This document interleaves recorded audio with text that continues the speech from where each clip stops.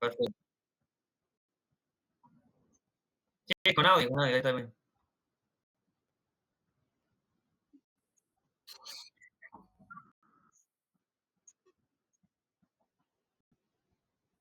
Mm, sí, sí, sí.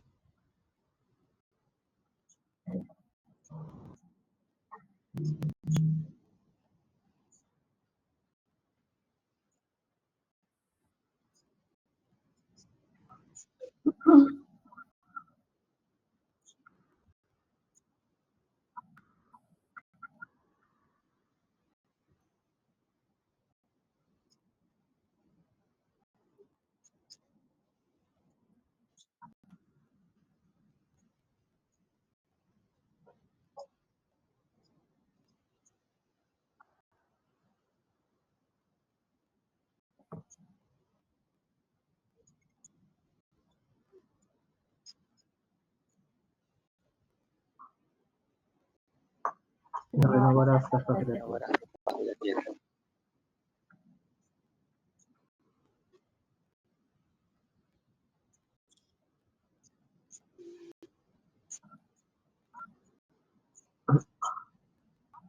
Amén. Ruega por Ruega por nosotros. nosotros. Ruega Ruega por por nosotros. nosotros. Ruega por nosotros.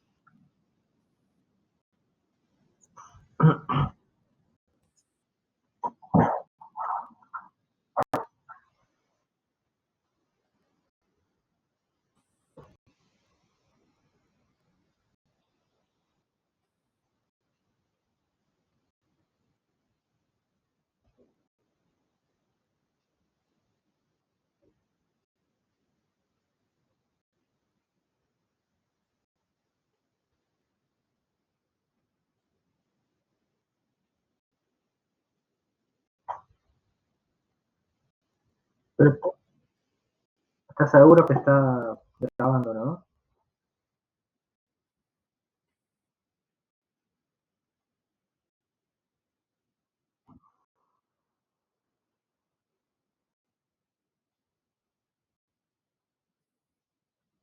Bueno, un segundo que comparto.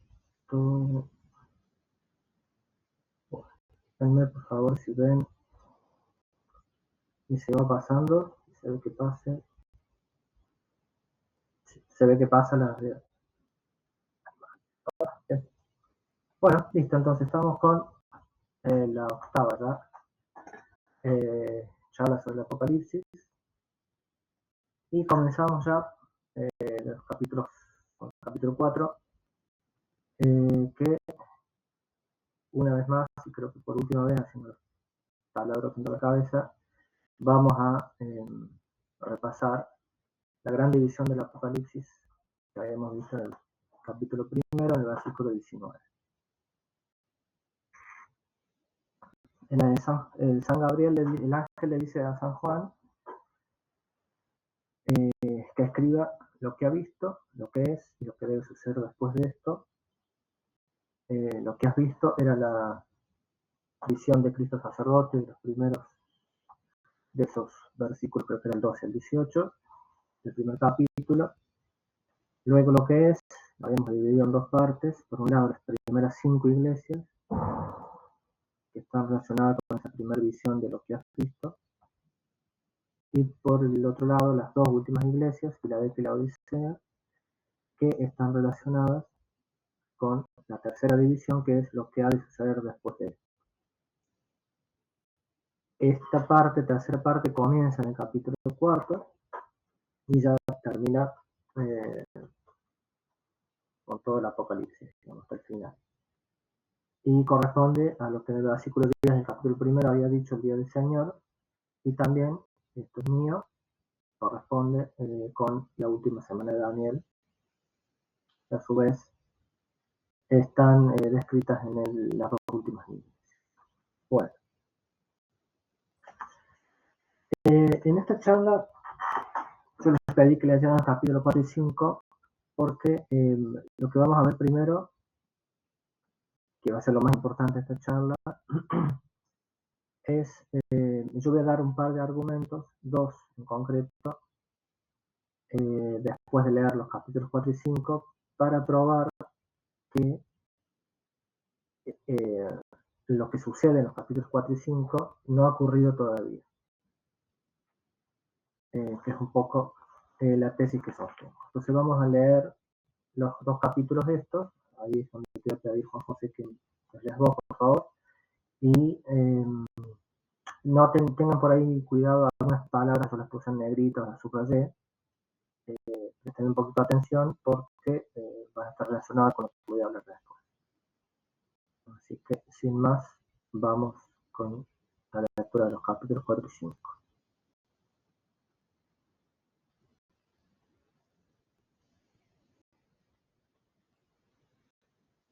Juan José.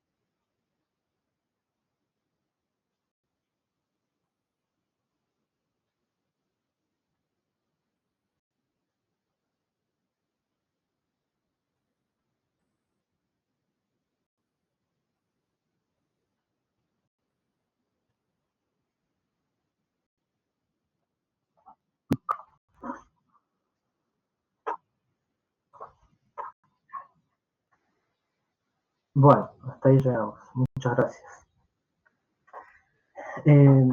Bueno, agregué el primer versículo del capítulo 6 porque es obvio que lo que sucede a partir del capítulo 6 depende en cuanto al tiempo de lo que sucede en capítulo 4 y 5. O sea, para abrir el primer sello, nuestro Señor primero toma el libro sellado, recién lo abre. ¿Esto por qué lo digo? Porque si alguien prueba que lo que sucede, que lo que acabamos de leer en capítulo 4 y 5 no ha ocurrido todavía, entonces por lógica se sigue que nada de lo que está después del capítulo 6 en adelante se ha cumplido. O podría ser al revés. Si alguien probara que algo de lo que está en el capítulo 6 en adelante se ha cumplido literalmente, entonces se probaría indirectamente que todo lo que leímos en el capítulo 4 y 5 ya se ha cumplido. Así que bueno, yo lo que voy a hacer es darles dos argumentos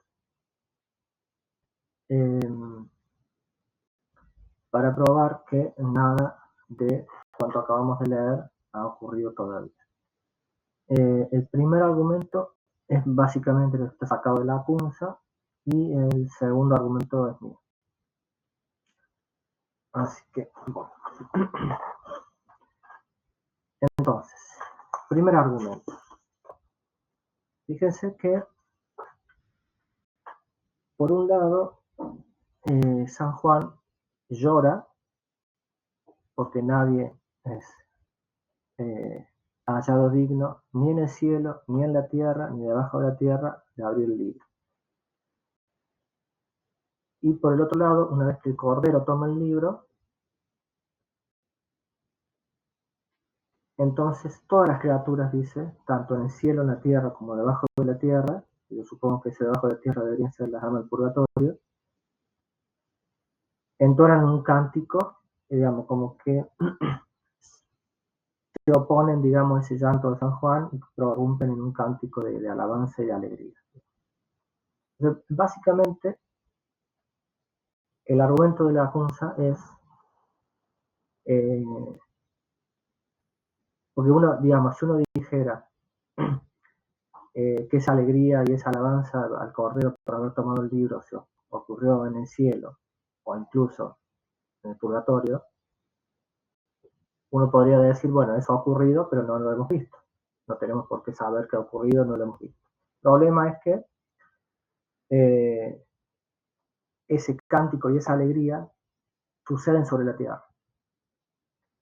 Y el gran problema de todos aquellos que defienden que estos acontecimientos han sucedido es que tienen que demostrar cuándo un suceso tan único, tan extraordinario, tan público y tan notorio, cuando tuvo lugar en la historia de la Iglesia. ¿Sí? Y acá incluso, no solamente historia de la Iglesia, sino se acorta mucho menos, porque evidentemente esta visión del capítulo 4 y 5 tiene lugar después de la ascensión de Cristo. Y por otro lado, esta visión ocurre antes del primer sello. Entonces, si alguien dice, por ejemplo, como Castellani o Izaguirre, que el primer sello es la herejía arriana, bueno, entonces, lo que ocurre en el capítulo 4 tiene que haber sido entre la ascensión de Cristo, año 30-33, y la herejía arriana, año no sé, 300-315, el año que quieran poner. El problema es que no hay ni rastro de semejante acontecimiento en la historia de la Iglesia, en los concilios, en los papas, ni siquiera en un autor pagano, digamos. No hay rastro de esa alegría, digamos, en toda la tierra. Entonces, si este acontecimiento no ha ocurrido, entonces todo lo que sigue después tampoco ha pasado, como yo les dije. ¿Sí? Es como que la carga de la prueba está en aquellos que afirman que ha ocurrido todo lo que está en el capítulo 6, 7 y demás. ¿Sí? Ellos tienen que probar que esta, como les digo, alegría y este cántico de las criaturas sobre la tierra alguna vez tuvo lugar. El problema es que eso no ha ocurrido. O sea, no existe ese acontecimiento por la sencilla razón de que no hay registro alguno, no hay rastro alguno. Y acá me voy a demorar un poquito en esto porque hay algunas cuestiones interesantes. Y hay como 4 preguntas que uno podría hacerse con respecto a este cántico y demás sobre la tierra. Primero es el cuándo. Entonces, si no ha sucedido, tiene que suceder y cuándo. Entonces, obviamente, yo lo que digo es al comienzo de la última semana del año. De hecho, este acontecimiento marca el comienzo del Día del Señor y la última semana del año. La otra cuestión es el quiénes.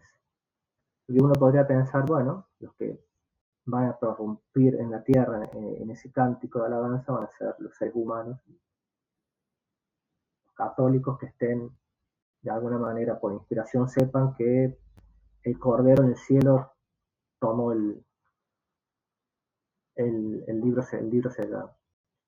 Pero es posible, acá lo cito a Lacunza, es que incluso las criaturas irracionales formen parte de esa alegría universal al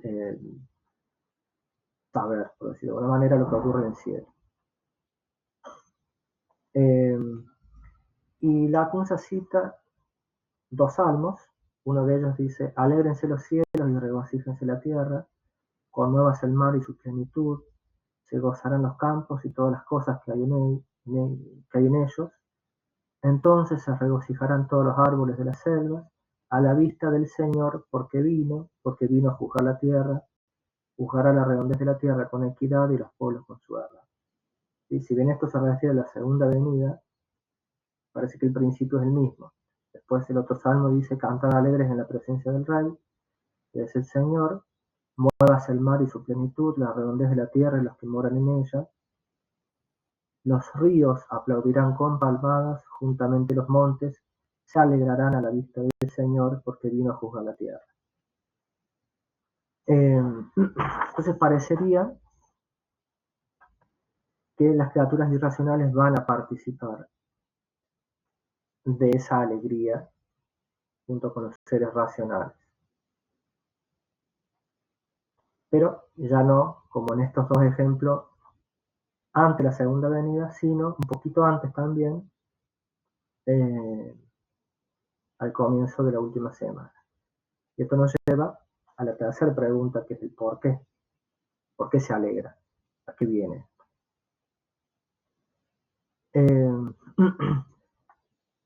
La respuesta cabal la vamos a entender una vez que veamos más adelante, en otra charla, el contenido del libro sellado, que es la esencia de estos 2 capítulos, y casi que diría después del resto, digamos, influye completamente en el resto del Apocalipsis. Pero por ahora me voy a ceñir a otro argumento, que es el siguiente. Y cuando Adán cae y peca, no solamente arrastra tras de sí a sus descendientes, tema del pecado original, sino que al ser el rey de la creación, toda la creación cae con él. Y esto lo dice muy claro San Pablo, famosa carta a los romanos, dice, la creación está aguardando con ardiente anhelo la manifestación de los hijos de Dios. Y esto es seguramente la venida de Cristo con sus santos, ¿sí? La primera resurrección. Dice, pues si la creación está sometida a la vanidad, no es de grado, o por propia voluntad, sino por la voluntad de aquel que la sometió. Pero con esperanza, porque también la creación será libertada de la servidumbre de la corrupción para participar de la libertad de la gloria de los hijos de Dios. Sabemos en efecto que ahora la creación entera gime a una y a una está en dolores de parto.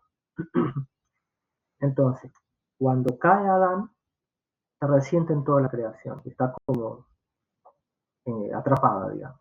Entonces, la creación está esperando la venida de Cristo, ¿sí? Porque nuestro Señor es como la redención de los cuerpos, digamos, ¿sí? Nuestro Señor en su primera venida redimió las almas del pecado y en la segunda va a redimir los cuerpos por medio de la resurrección por un lado y también, por eso es que así se explica también lo que vimos en su momento cuando hablamos de la charla que les di sobre el reino milenario y de esas serie de cosas que van a pasar durante esos 1000 años en la tierra, eh, que la gente va a vivir muchos años, que van a sembrar y van a cosechar y no más, que los árboles van a dar fruto todo el tiempo, que los animales no se van a comer entre sí, etcétera, etcétera. Todo eso forma parte de todo esto que acabo de leer acá, de que todas estas cosas no suceden porque toda la creación está como en servidumbre. Entonces, cuando sea liberada, eh, va a participar, digamos, de ese reino de Cristo. El tema es que ahora, cuando el Cordero tome el libro, la creación se va a alegrar porque sabe o va a saber que va a faltar poco tiempo para la segunda venida de Cristo, que va a ser la liberación final, total, de toda la creación que cae con Adán. Eh, algo parecido, si se quiere, muy cierto sentido, pero al revés, digamos, en el capítulo 12 vamos a ver que Satanás es expulsado del cielo, enseguida vamos a ver que es eso del cielo, y dice cuando es arrojado del cielo, dice San Juan que se llenó de furor porque sabía que le quedaba poco tiempo. ¿Sí? Así como eh, Satanás se va a dar cuenta que falta poco para la segunda venida después de ser expulsado del cielo, lo mismo, pero en todo lo contrario, que sucede acá en la creación. Al saber que el Cordero toma el libro sellado y que todo el cielo prorrumpe en cánticos de alabanza, toda la creación también se va a alegrar porque va a saber que queda poco tiempo para la segunda venida de Cristo. Parecido podría ser también, si uno piensa en el limbo de los padres, en el seno de Abraham, ¿sí? Todos los padres del Antiguo Testamento, los santos, imagínense, a medida que iban llegando los santos, iban trayendo buenas nuevas sobre el Mesías, como que entre comillas iba predicando a los que estaban ahí, entonces que se iba Abraham y decía, bueno, Dios me prometió que iban a ser el Mesías de mi semilla, lo mismo Isaac, Jacob, etcétera, etcétera. Y después los profetas que iban, imagínense, no sé, se moría Isaías y iba al seno de Abraham y les decía que el Mesías iba a morir crucificado. Venía, no sé, a Daniel y les decía cuándo iba a venir, ¿sí? Entonces le decía, bueno, una vez que se reconstruya, que se emita el edicto para reconstruir Jerusalén, hay que contar 490 años, o 483 para que venga el Mesías. Después viene Nehemías y dice, yo conseguí del rey el edicto, etcétera, etcétera. Imagínense después cuando llegaron ya más cerca de Cristo, un Zacarías, un San Juan Bautista, el mismo San José. Bueno, así algo parecido podemos pensar acá. Y queda la última pregunta, que es la más difícil de todas.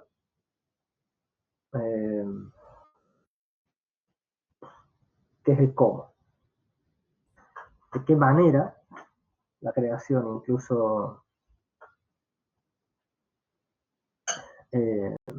no racional, se va a alegrar. Y la verdad que me alegro que hayamos tenido hace un par de semanas la charla con nuestro querido Walter Pastorino, porque la respuesta al cómo es que no tengo ni la más remota idea, y mejor así. Yo podría imaginarme con mi imaginación de mosquito algunas cosas. Puedo pensar, por ejemplo, aquella frase o aquel texto de León Blois hablando sobre el día de la segunda venida, que decía algo así como: me imagino que aquel día amanecerá con un alba de infinita belleza, etcétera, etcétera, etcétera. Me puedo imaginar que las flores van a dar un perfume exquisito, que el aire va a ser muy puro, que la luz del sol va a ser mucho más radiante, que los pájaros van a cantar cánticos nunca oído antes y los otros animales harán otro tanto y demás, etcétera. Podría imaginarme mil cosas, pero lo cierto es que de lo único que estoy seguro es que va a ser infinitamente más hermoso de lo que yo me puedo imaginar, así que prefiero dejarme maravillar por Dios. Así que ante el cómo, mi respuesta es: no tengo idea.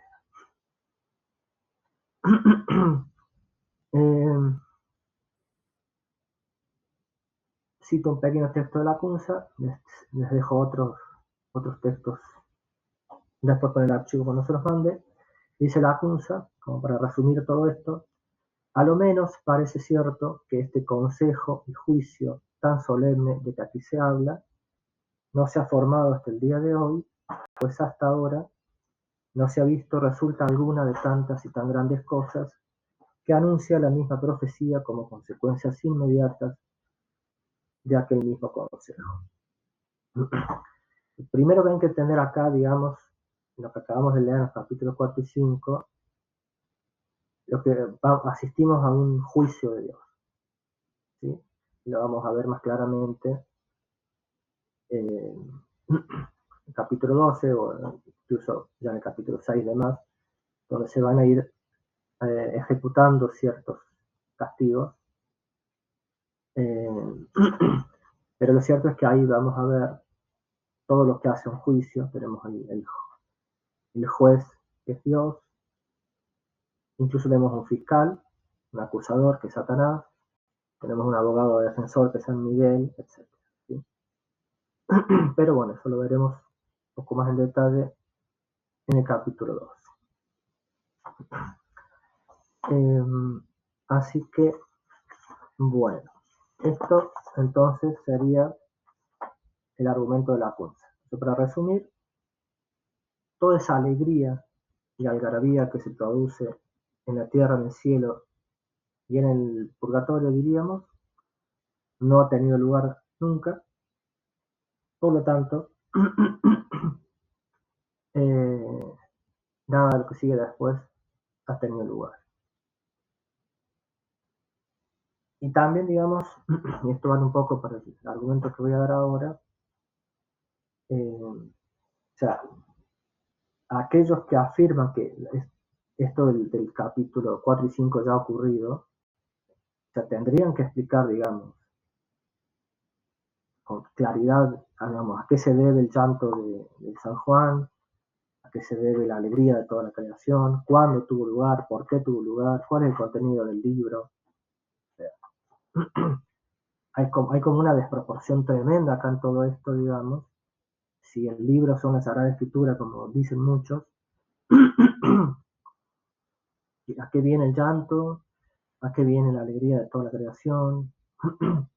¿A qué viene que el cordero se ponga de pie? Etcétera, etcétera. Bueno. Y esto, retrocedo un poco. Cuando vimos en la primera charla del Apocalipsis, ahí vimos que había tres grandes escuelas de interpretación. Por un lado teníamos aquellos, digamos, la escuela histórica, si se quiere, que decía que todo el Apocalipsis, o la mayor parte, se refería a la época de San Juan, cuanto mucho les tiraban a la caída del Imperio Romano del siglo V. La segunda, que es tal vez la más conocida, sería algo así como histórico-profética, dice que el Apocalipsis es una historia de la Iglesia desde la primera hasta la segunda venida. Y por último, la tercera escuela, la escatológica, decía que el Apocalipsis se refería a los últimos tiempos. Y yo les había dicho ahí que lo que objetaban los autores de esta tercera escuela a los otros dos, y Lacunza también es uno de ellos que critica, lo que ellos decían era, si ya se ha cumplido algunas cosas del Apocalipsis, ¿sí? El primer sello, el segundo, la primera trompeta, lo que sea, debería ser obvio que ya se ha cumplido. Bastaría cotejar el hecho con la profecía y no haría falta demasiada explicación para probar su cumplimiento. ¿Sí? Y el hecho de que haya muchas interpretaciones para cada una de los acontecimientos del Apocalipsis, sea los sellos, las trompetas, pero el hecho de que haya entonces muchas explicaciones es un signo de que no se ha cumplido. Si no, sería obvio que se ha cumplido. Y ahí yo les dije que después, llegado el caso, les iba a dar más argumentos para probar que no se ha cumplido el Apocalipsis, bueno, que era esta parte de la charla. Entonces, el primer argumento es, como les dije, este de Lacunza, que decía que esas algarabía y demás en la tierra no han tenido lugar. El segundo argumento es el siguiente. Primero, sabemos por la Sagrada Escritura y porque así lo enseña la Iglesia, que nuestro Señor subió al cielo y se sentó a la diestra del Padre. ¿Sí? Numerosísimos textos de la Sagrada Escritura lo afirman. Sabemos también que Jesús, nuestro Señor, se sentó en el trono de gracia, como dice explícitamente San Pablo a los Hebreos. Sabemos también, por el Salmo 109, que nuestro Señor va a estar sentado en ese trono hasta poner a los enemigos como escabel de sus pies. Yo sé que hay otra interpretación para ese hasta, pero nadie impide, creo yo, interpretarlo en su sentido normal. Es decir, algún momento nuestro Señor está sentado y en algún momento va a dejar de estar sentado en ese trono de gracia. Y ese momento es cuando decida poner a sus enemigos como escabel de sus pies.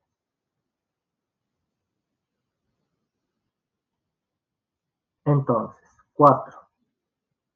En su segunda venida, nuestro Señor se va a sentar sobre el trono de gloria. Esto lo dice nuestro Señor claramente, le dice Cristo a los apóstoles, vosotros que me habéis seguido en la regeneración, cuando el Hijo del Hombre se siente sobre su trono glorioso, os sentaréis también vosotros sobre 12 tronos para juzgar a las 12 tribus de Israel.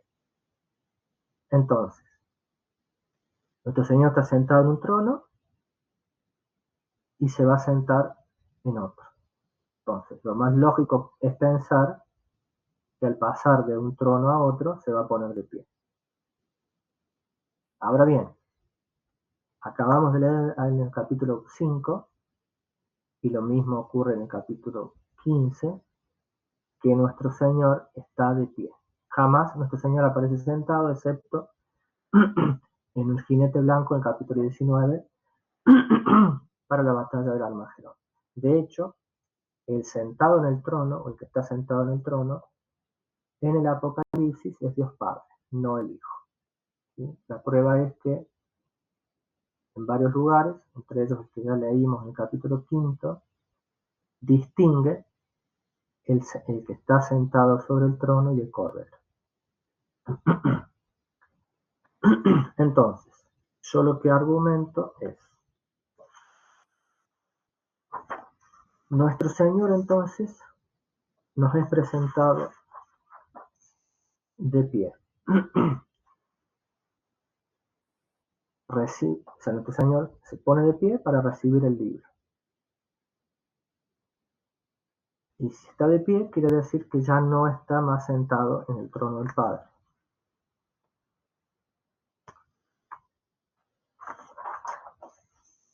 Pero lo que yo argumento es que, o sea, sabemos que está sentado a la diestra del Padre. Y sabemos que algún día va a dejar de estar sentado a la diestra del Padre. Y se va a poner de pie. Entonces, yo lo que digo es, tenemos que suponer que sigue sentado a la diestra del Padre, a menos que se demuestre lo contrario.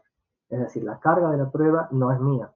Aquel que afirme que lo que está en el capítulo 5 ya se ha cumplido, tiene que probar que nuestro Señor ya está de pie y no está sentado a la diestra del Padre.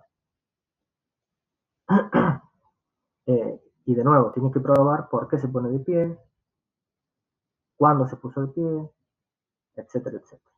Y no basta con decir está de pie, y tampoco los textos nunca parecen suponer que nuestro Señor se pone de pie y después se vuelve a sentar en el mismo trono a la diestra del Padre. Sino que se pone de pie justamente para juzgar a sus enemigos, para poner a sus enemigos como escabel de sus pies, no para otra cosa. Y es más, la liturgia parece suponer que nuestro Señor sigue al día de hoy sentado a la diestra del Padre, como leemos cantamos todos los domingos en la gloria, ¿sí? Uises ad dexteram Patris, miserere nobis, ¿sí? Porque está sentado a la diestra del Padre, ten misericordia de nosotros. O sea, la Iglesia, esposa de Cristo, que conoce mejor que nadie los sentimientos de Cristo, está pidiéndole a Cristo, que está sentado a la diestra del Padre, que tenga misericordia de nosotros, porque es el trono de gracia. Entonces alguien me va a decir, ¿y qué? Entonces, cuando se ponga de pie, la iglesia ya no va a rezar esta oración. No sé, capaz que no, capaz que la modifica y en vez de decir que quizás ad dexteram Patris, estás de pie a la diestra del Padre, ¿por qué no? Digamos, no, tranquilamente la iglesia puede modificar las oraciones y no tiene por qué estar atado, digamos, a lo que alguna vez rezó, digamos. Ejemplo, hasta bien entrado el siglo XIX, la iglesia en Semana Santa rezaba por el emperador romano y hacía, a principios del siglo XIX, que ya no había más emperador, y la iglesia siguió rezando creo que hasta Pío IX, por el emperador romano, y después la sacó, que ya no había más emperador romano. Y bueno, acá no veo por qué ninguna razón por la cual no pueda hacer lo mismo el día de mañana. Entonces, un poco para resumir, y otra cosita, que después el Salmo 2, que es un calco del 109 que acabamos de leer, dice, servid a Yahvé con temor y alegraos, temblando rendidle homenaje. No sea que se aire y perezcáis del camino cuando se encienda pronto su ira, bienaventurados los que en confían, etc. El Salmo 2 habla de los momentos inmediatos anteriores a esa ira de Dios que se enciende y que castiga a los enemigos. El Salmo 109 dice que se pone de pie para castigar a los enemigos. O sea, es como que no es que nuestro Señor va a estar de pie 1000 años o 2000 años. O sea, se pone de pie para castigar a los enemigos. Y ese pronto es un eco del vengo pronto, que tantas veces repite el Apocalipsis, ¿sí? Entonces, como estos dos acontecimientos de los Salmos 2 y 109, esa batalla de la que hablan, no se ha cumplido, entonces todo me parecería indicar, para mí, que todo lo que está rodeando ese capítulo 4 y 5 del Apocalipsis no ha ocurrido todavía, porque nuestro Señor sigue todavía sentado a la diestra del Padre y recién se va a poner de pie cuando comience el día del Señor, la última semana, y ahí comience a ejecutar las sentencias contra sus enemigos poco a poco, los sellos y sobre todo las trompetas, las copas, la destrucción de Babilonia y el juicio a las naciones, la muerte del anticristo, etcétera, etcétera. Se podrían hacer acá algunas objeciones y demás, no me quiero demorar más de lo que ya me he demorado. En todo caso, si quieren, después les paso un ensayo sobre este tema. Pero bueno, espero que con esto se haga quedó claro, ¿sí? En conclusión, entonces nuestro Señor se va a poner de pie recién al momento en que tenga que juzgar a sus enemigos, y no antes.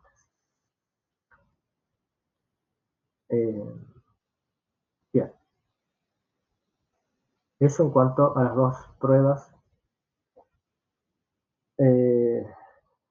o argumentos para defender que todavía no ha ocurrido lo que acabamos de leer en los capítulos 4 y 5 y por consiguiente en el resto del Apocalipsis.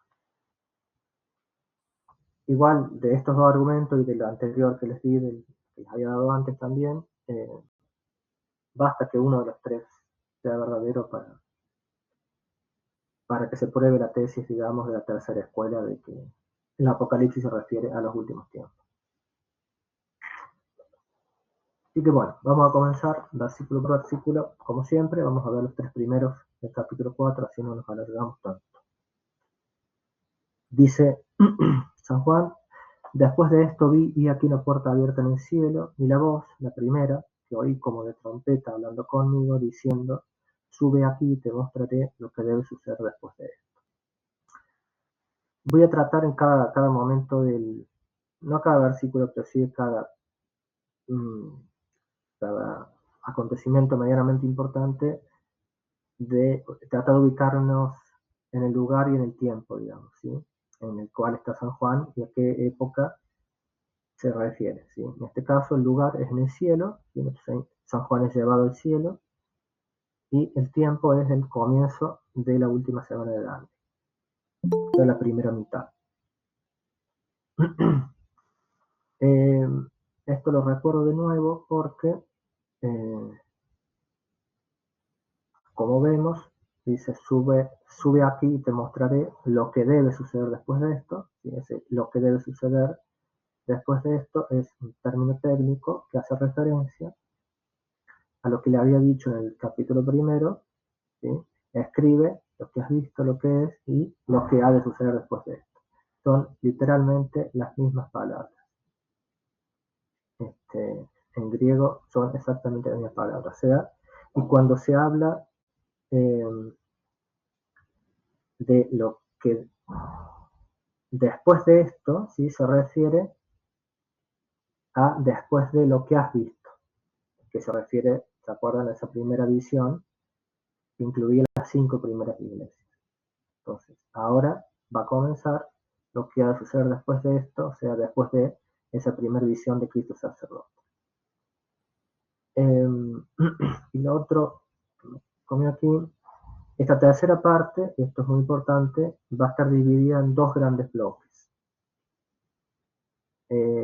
Vamos a ver cuáles y cómo, pero para que vayan teniendo presente, porque va a coincidir bastante con la misma división de la última semana de Daniel y con el discurso parusíaco, ¿sí? Que recuerden que estaba dividido en dos partes iguales también, cada una de esas profecías.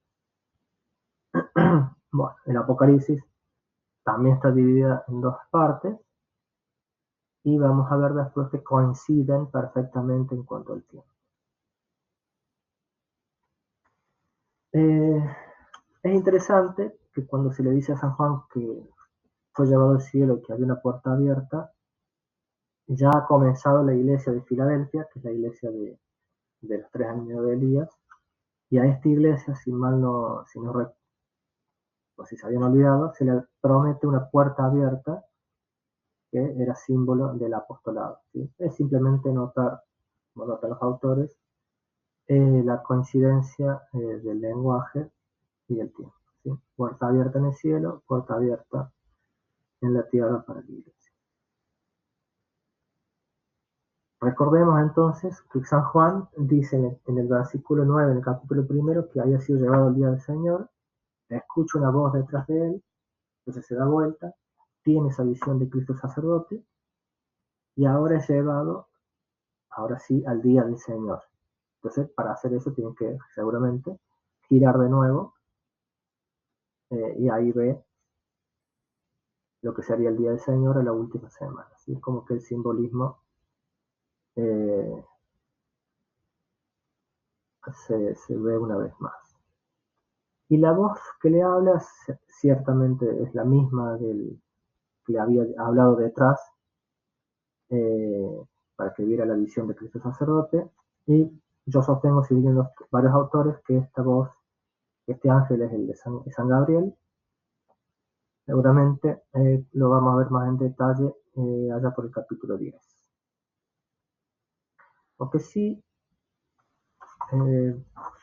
lo más importante de estos 3 versículos me parece que es a qué se refiere con el cielo. Que uno estaría tentado a pensar que si San Juan es llevado al cielo, sería donde están los santos y los ángeles viendo a Dios y demás. Pero es interesante que San Pablo, cuando le escribe a los corintios, que él fue arrebatado hasta el tercer cielo. Entonces de acá se agarran algunos autores para decir que hay 3 cielos. El primer cielo sería, por decirlo, por darle algún nombre, cielo firmamento, ¿sí? Es el que vemos todos los días, como vemos, ¿sí? Donde vuelan los pájaros, etc. ¿Sí? El segundo sería el que ve San Pablo, que le llama tercer cielo, sería el cielo visión beatífica, donde los santos y ángeles ven el rostro de mi Padre, como diría Cristo. Y el tercero, que sería intermedio entre estos dos, yo lo llamo cielo trono de Dios, póngale el nombre que quieran, que es a donde fue llevado San Juan. Y es un término, un cielo medio, si se quiere, porque tiene en común, es, digamos, término medio de entre los otros dos, porque por un lado no lo podemos ver, a diferencia del cielo firmamento, pero no implica la visión beatífica, a diferencia del cielo visión beatífica. ¿Y esto por qué o cómo me doy cuenta? Bueno, porque a este cielo, además de que fue llevado San Juan en vida, eh,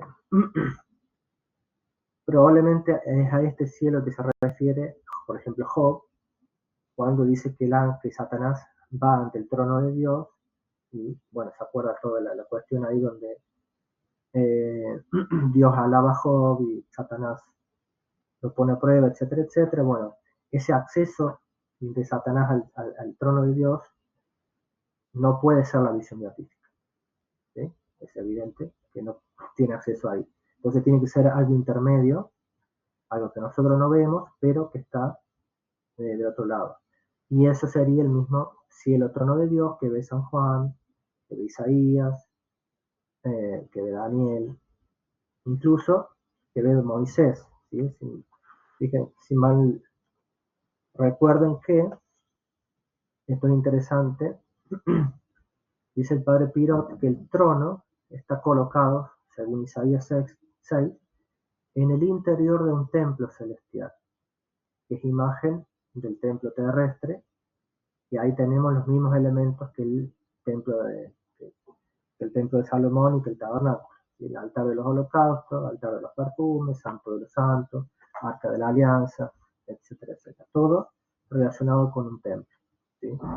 Y este fue seguramente, esto es lo que vio seguramente Moisés, que se le dijo que en base a eso que había visto hiciera el tabernáculo en el desierto y después Salomón con su templo.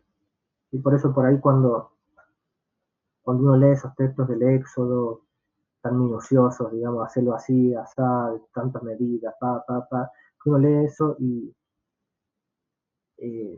no se parece como medio tedioso, digamos, tantos números y tantas cosas, y uno dice, bueno, ¿y esto para qué sirve? ¿Qué sé yo? Indirectamente nos ayuda, digamos, a entender lo que hay en el cielo, en este cielo trono, digámoslo, ¿sí? Que en este trono, y vamos a ver, hay toda una liturgia ahí, está la cuestión del trono por un lado y por el otro lado la cuestión del juicio de Dios. Son las dos cosas que van juntas. Entonces, San Juan es llevado, para concluir, a este trono. Y ya como para ir cerrando, es lo mismo que dice Santo Tomás. Él dice, bajo el nombre de tercer cielo, está comentando el pasaje de San Pablo, puede entenderse también algo corpóreo, significando entonces el cielo empíreo, que se llama tercero, respecto del cielo aéreo y del sideral. O más bien, en relación con el cielo siderio, lo llamo cielo firmamento, y el acuoso o cristalino, lo llamo cielo trono. Y se dice rapto al tercer cielo, no porque fuera arrebatado a ver la semejanza de alguna cosa corpórea, sino porque aquel lugar es el de la contemplación de los bienaventurados. Y lo llamamos cielo visión beatífica. ¿Sí? Entonces, vemos que autores como Santo Tomás también hacen esta triple distinción. Entonces, vamos a ver ya que en el capítulo 12, como les decía antes, Satanás tiene acceso a ese trono de Dios todo el tiempo, y él, como es el fiscal, el acusador, tiene acceso a ese trono de Dios para acusar a Israel, lo vamos a ver después, y bueno, en el capítulo 12 va a pasar algo que le va a impedir de ahí en adelante tener acceso a ese trono de Dios, y por eso es expulsado de la tierra, etcétera, etcétera. Pero bueno, como para que tengamos también una idea general de todo lo que va a pasar y está pasando en el Apocalipsis a partir de ahora.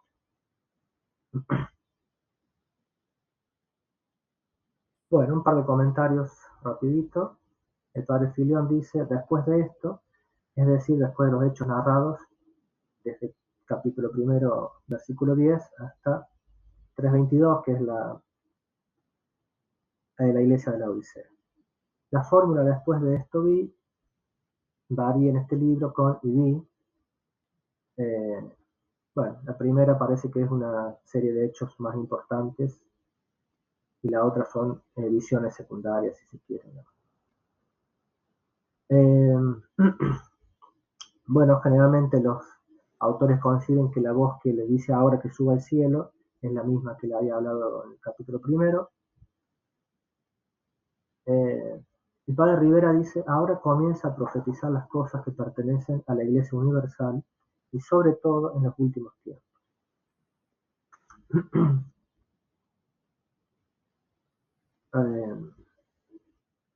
Bueno, pasamos al segundo versículo, rapidito. Inmediatamente fui en espíritu, y he aquí un trono puesto en el cielo, y sobre el trono uno sentado.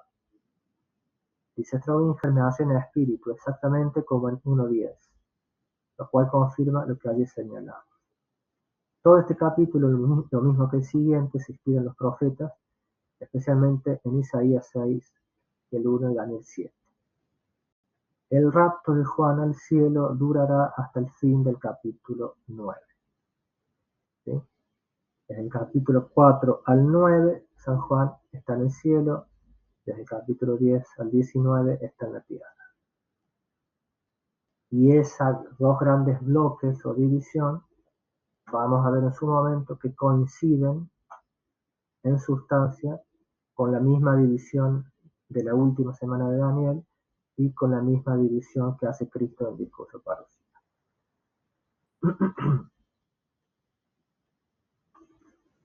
En cuanto al que se sienta en el trono, dice Filión, dice que el contexto muestra claramente que se trata de Dios Padre, esto ya lo vimos antes. Y Alápide dice, Alcázar cree que el trono de Dios era como el propiciatorio y los querubines. En efecto, estos eran el trono de Dios en el templo de Salomón, a lo que aquí se alude.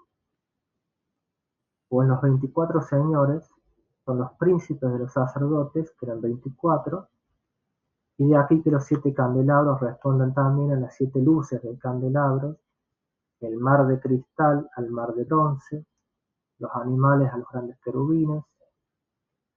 Todo esto, digamos, mostrando la similitud entre lo que ve San Juan y lo que después termina haciendo Salomón en el templo.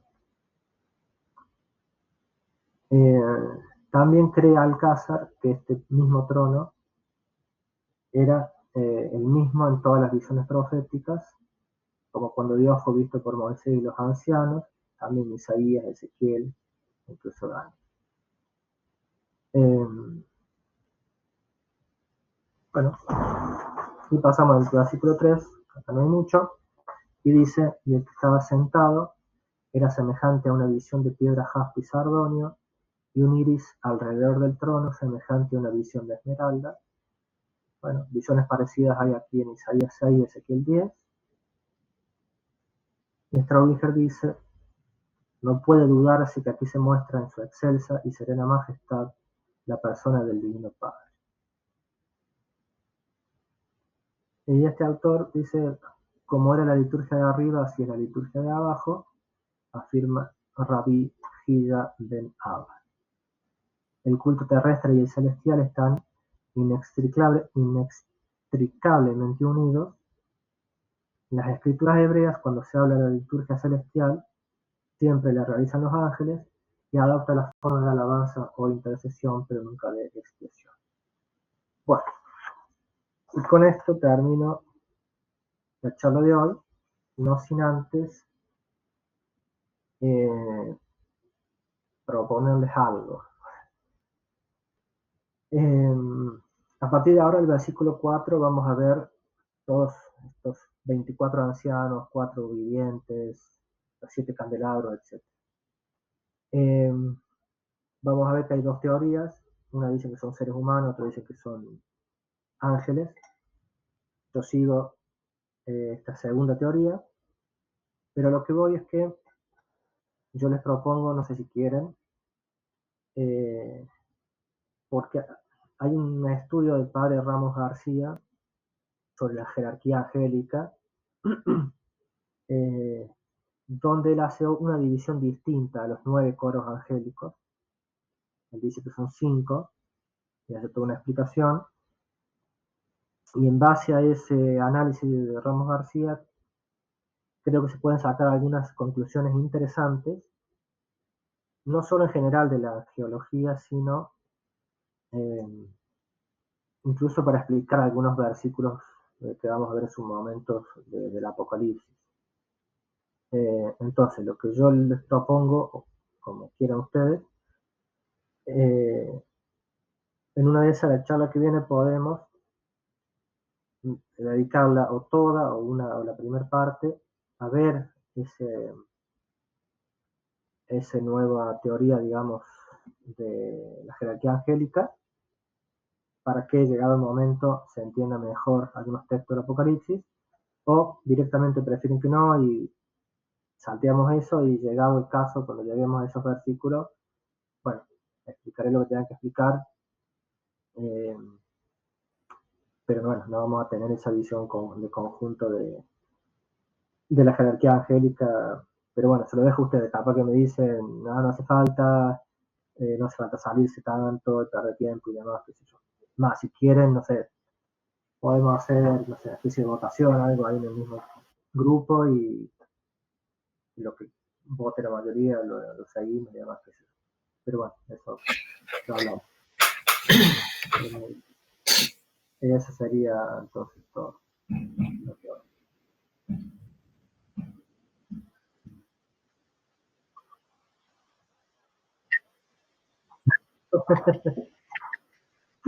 ¿Por qué no?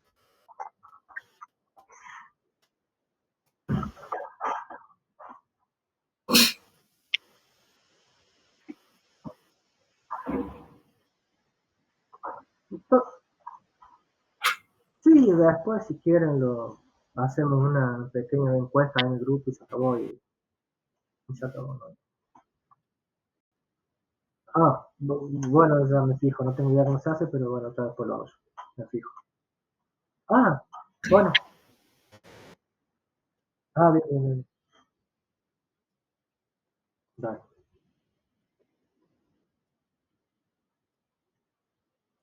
Para inducirte a la respuesta.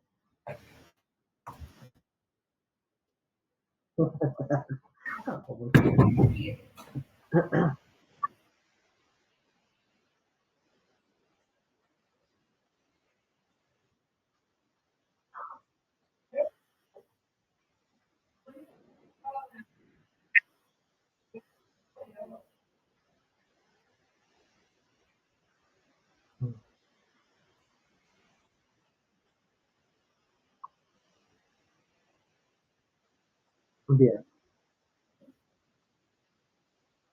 Mm,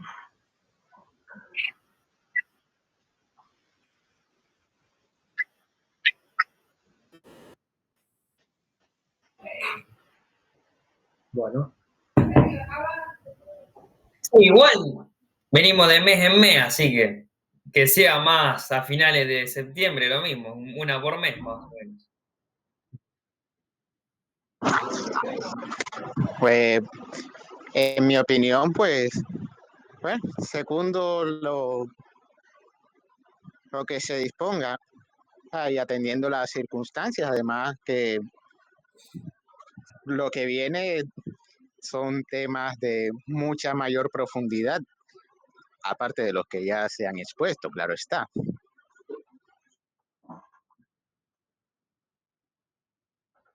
mm,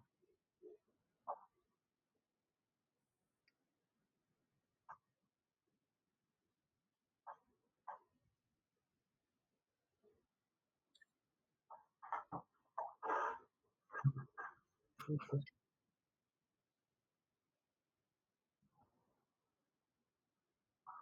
sí. Es el-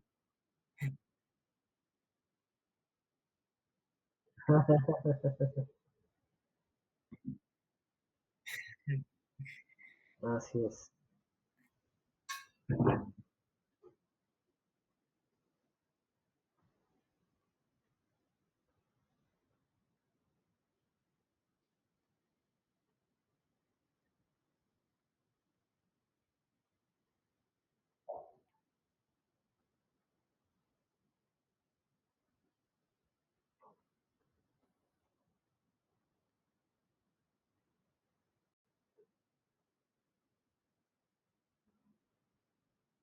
Mm.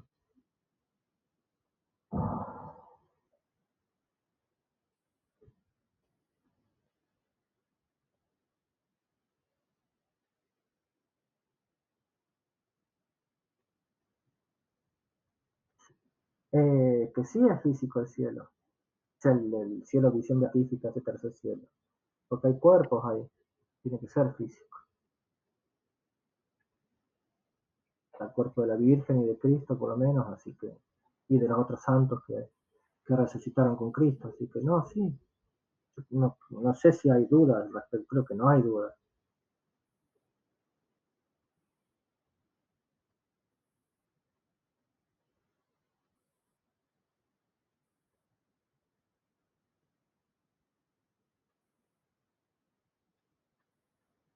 Eh, no, no sé, digamos, el primer cielo sería lo que vemos acá, no sé. O sea, las estrellas, el sol, lo que vemos desde este lado. Sí, y el segundo sería ese trono de Dios, donde está ahí Dios. Pero no es la visión beatífica eso. O sea, es un lugar donde tiene acceso incluso hasta Satanás y donde puede tener acceso Isaías, Daniel, San Juan que tuvieran, y no veían la visión, no tenían la visión beatífica. Probablemente ahí estaban, me imagino yo, los ángeles antes de la caída, me imagino, no sé, ante ese trono de Dios, y después algunos cayeron y otros fueron elevados a la visión beatífica, a ese tercer cielo. Sí, sí, creo que Santo Tomás así hablaba del segundo, pero no sé, ponerle como quiera, pero digamos, yo lo pondría como el primero, es a lo que es las estrellas y todo eso. Porque es lo que vemos de acá, porque es lo que vemos desde acá, digamos. Ujú, sí.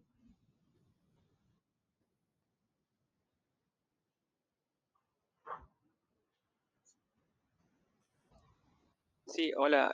Bien, con respecto a la alegría de todas las cosas, Mm, las- la creación estacional, digamos, eh, puede ser que, o sea, digamos, ¿para qué lado te tendés vos más?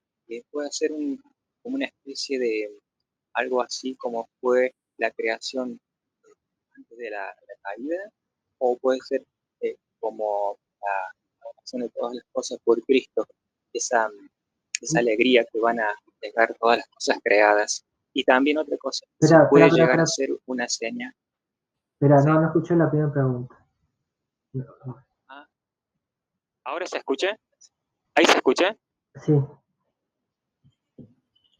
Empiezo de vuelta. Con respecto a la alegría de todas las cosas creadas, puede ser que puede llegar a tener un parecido con respecto a lo que fue la creación antes de la caída del primer hombre, o puede ser que se asemeje a lo que va a ser la restauración de nuestro Señor Jesucristo, o sea, la restauración de todas las cosas por nuestro Señor Jesucristo. Y si también puede ser una señal, si puede servir de señal para que nos enteremos de que nuestro Señor ha tomado el libro y que lo va a abrir, etcétera, etcétera. En cuanto a lo primero, en realidad creo que, digamos, muchas veces el Apocalipsis y todo lo que es, bueno, la palingenesia y demás que se llama, es una vuelta al Génesis, digamos, antes de la caída. Está el árbol de la vida, todo ese tipo de cosas. O sea, hay como una vuelta a esa edad de oro, que sería el reino milenario. O sea, en el fondo es más o menos lo mismo, digamos, antes de la caída, la creación que es como estaba y cómo va a estar después de que venga Cristo. Supongo que va a estar incluso mejor después de Cristo, ¿no? Que antes de la caída, pero me parece que a nivel natural va a ser más o menos eso. Lo mismo. Y lo otro, sí, yo creo que va a ser señal, pero además de alguna manera, incluso los hombres, eh, no sé cómo, pero por gracias interiores y demás, sí, se van a enterar o saber de lo que está pasando en el cielo y eso va a generar seguramente una alegría en todos lados, digamos. Entiendo. Sí. Perfecto. Una más. Sí, creo que una más. Y bueno, esto, digamos, con respecto a cuando nuestro Señor Jesucristo se levante, ahora está sentado, cuando se levante, si se vale del tiempo, digamos, para juzgar, ¿sí? El tiempo nuestro, para hacer el juicio, el juicio de las naciones, el juicio y la sentencia, si se vale del tiempo, tranquilamente se puede pensar que se puede cambiar la frase de sentado por de pie en la oración. Puede ser, ¿no es Sí, cierto? es que obvio que nuestro Señor tiene que juzgar en el tiempo, digamos. Así como vivió, murió en el tiempo, va a juzgar también. Por eso los sellos, las trompetas, las copas, todo eso ocurre dentro de un tiempo determinado, que para mí es la última semana. Pero sí. Bueno, una más y no molesta más. ¿No? Con respecto a la, nombraste hace rato unos pasajes de donde se toman las medidas del templo y todo eso, todo tiene una medida. Bueno, puede ser que que esté dando a entender que en el cielo no hay nada sin un orden y en su justo lugar. Eso nada más. Ah, sí, más vale. Seguramente yo hice todo con número, peso y medida, lo hice en los libros sapienciales. Sí, no, obvio que todo lo que se dio es perfecto, así que no es así nomás. Sí, o sea que se puede tranquilamente. Yo calculo, sí. Perfecto. Sí, sí. Bueno, es más o menos lo que uno piensa. Sí. Bueno, muchísimas gracias. No, por Muchísimas favor. gracias.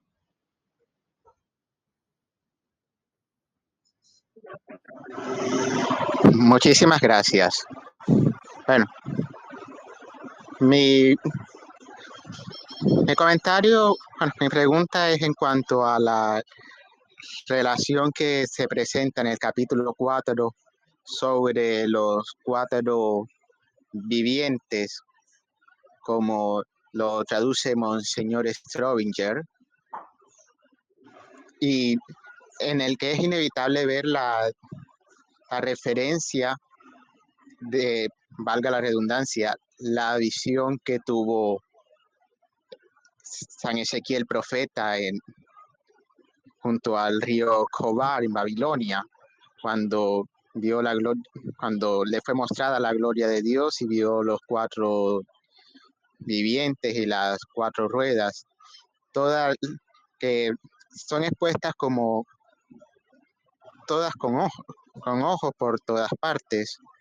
¿Qué simbolismo tiene este detalle en particular? Mi primera pregunta. Y la segunda, aprovechando, aunque abusando un poco, la verdad, porque sé que es de varios capítulos más adelante, y enlazando con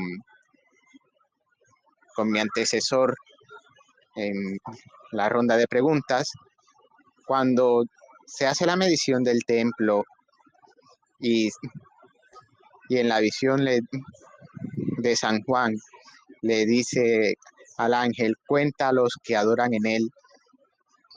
¿Significa esto que precisamente Dios conoce el número de los que se van a salvar o de los que van a reinar? ¿En qué sentido se puede interpretar ese conteo, este padrón? Bueno, empiezo por el segundo. Ya lo supongo, igual las dos preguntas lo veremos, me parece, llegado el caso, pero por lo que me acuerdo, el término de medir en la Biblia también significa de proteger. Entonces, una de las interpretaciones era como que tanto esa parte del templo como a los que están ahí dentro que adoran, Dios los protege, digamos que nadie los puede dañar. Me parece que es por ahí la respuesta, o una de las respuestas al menos. Y lo otro, creo que me dijiste de los ojos, el simbolismo de los ojos de esos vivientes, no me acuerdo cuál era. Tendría que, lo veremos, no sé si es la próxima, no, más adelante va a ser, no sé en cuál charla, pero no quiero, y debe haber varias interpretaciones de todas formas, no creo que haya una sola, pero sinceramente si te digo algo, tengo miedo de decirlo acá, así que te la debo para la próxima. Bueno, igualmente, muchísimas gracias por esta magistral exposición y estas respuestas bueno, que quedan anticipadas, por decirlo de una manera, para futuras conferencias. Sobre todo que la primera pregunta es porque como ahora han surgido, valga anotarlo, todos estos videos en YouTube de todas las tonterías, las macanas que se ponen a decir algunos.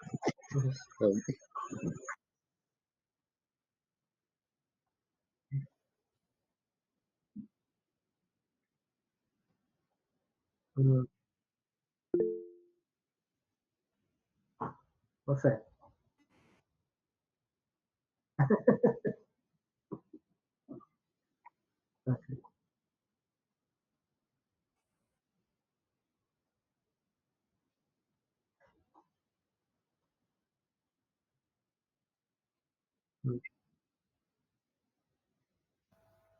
Igual, A la plenitud del poder. pero esos son, me parece, de otros ojos, me parece, no los no que de tienen. la criatura, sino del cordero, es verdad. Pero después que vaya por este lado también los tiros, digamos.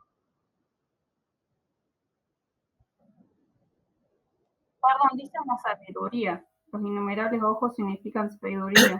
Pero bueno, de última después lo busco mejor y se los comparto.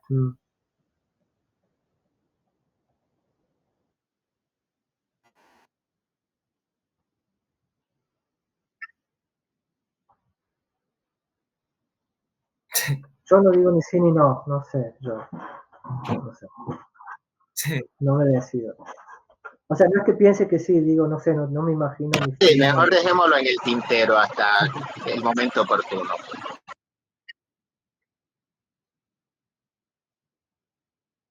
Yo reflexionaba sobre los cánticos de la creación en cuanto a los seres irracionales y sobre nosotros, racionales, quiera Dios que seamos nosotros.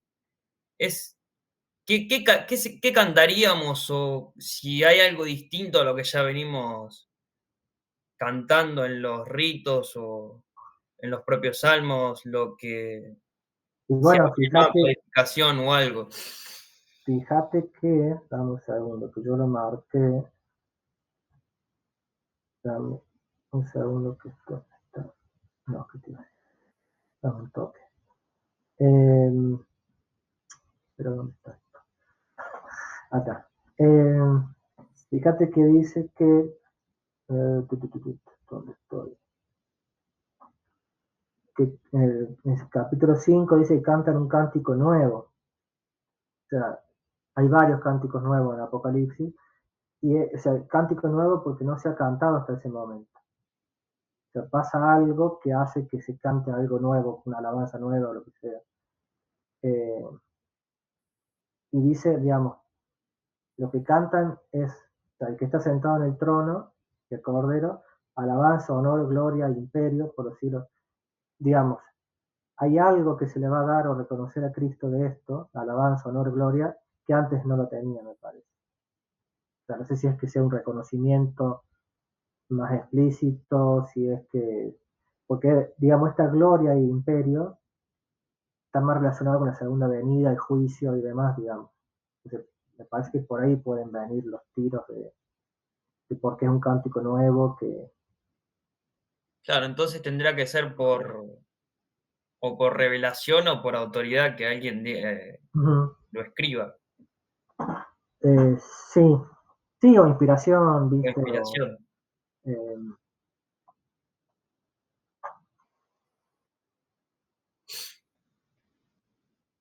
o sea, capaz que está en alguna, o sea, epístola de esto, estará, no sé, no digo que no, pero digamos, ese cántico en el cielo no se ha cantado todavía. Y debe estar reservado para ese momento y para ese lugar, conocerlo en ese momento y en ese lugar. Claro, por eso todo vuelve siempre a lo mismo de cuál es el contenido del libro, digamos, realmente qué es lo que está pasando ahí. ¿Por qué tan importante esa escena? ¿Por qué esa escena da comienzo a la última semana?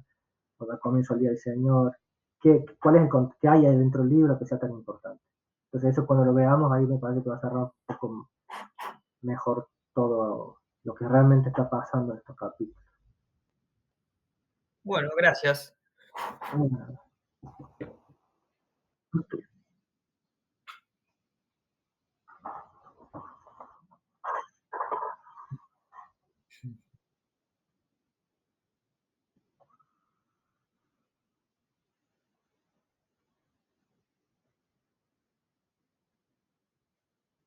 Bueno, sí, yo le decía, por ejemplo, del argumento ese de que yo di el segundo, yo pensé que me iban a hacer la objeción de, por ejemplo, San Esteban, cuando él antes de ser lapidado, que dice que ve el cielo abierto y al Hijo del Hombre de pie, dice.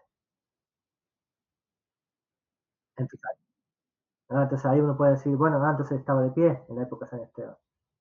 Después se sentó de vuelta, o qué sé yo. No sé quién hace esa objeción.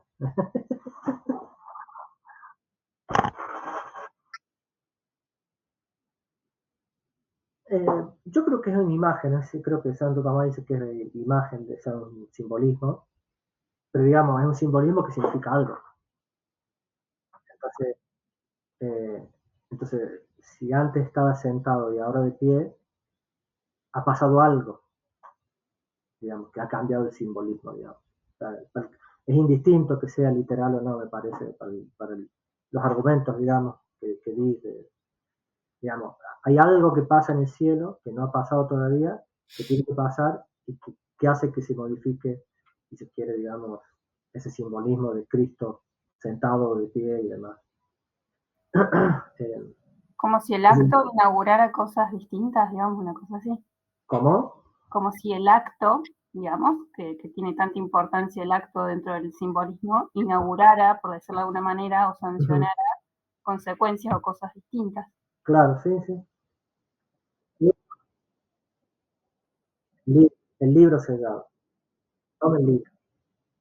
Y que él lo pueda abrir. Que nadie lo puede ni tomar ni abrir. Entonces, lo que en el caso, por ejemplo, de San Esteban, yo lo que creo es que San Esteban tiene una visión de los últimos tiempos, en realidad. Eso me lo quiero preguntar. Sí. Claro.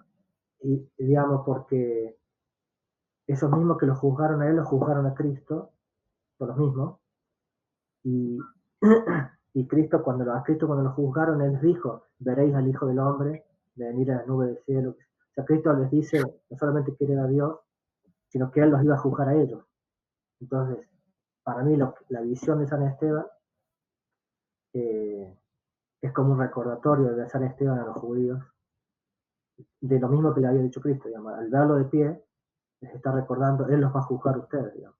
Los estoy viendo a Cristo en el acto de juzgarlo a ustedes, como diciendo, arrepiéntanse. O sea, no fue para mí, digamos, no es que sea, sí o sí así, digo, pero salgo con esa respuesta. Digamos, son objeciones que se me iban planteando a medida que iba pensando en el tema este, y bueno,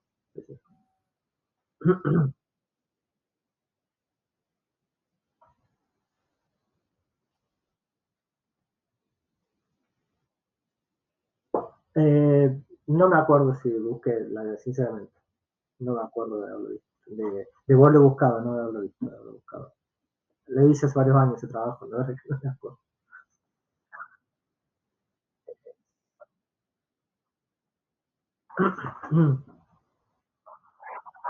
Sí.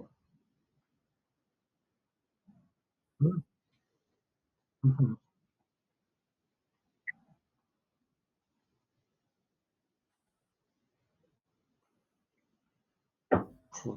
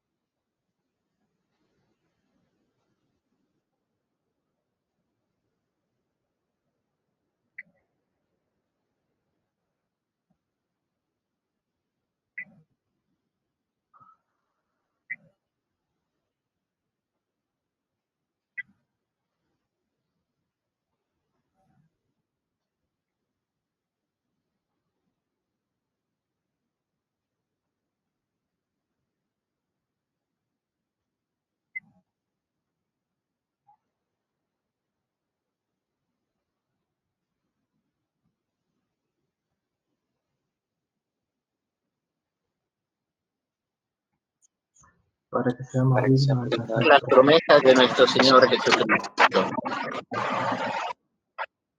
Roga por nosotros. Roga por nosotros. Amén. Dios los bendiga.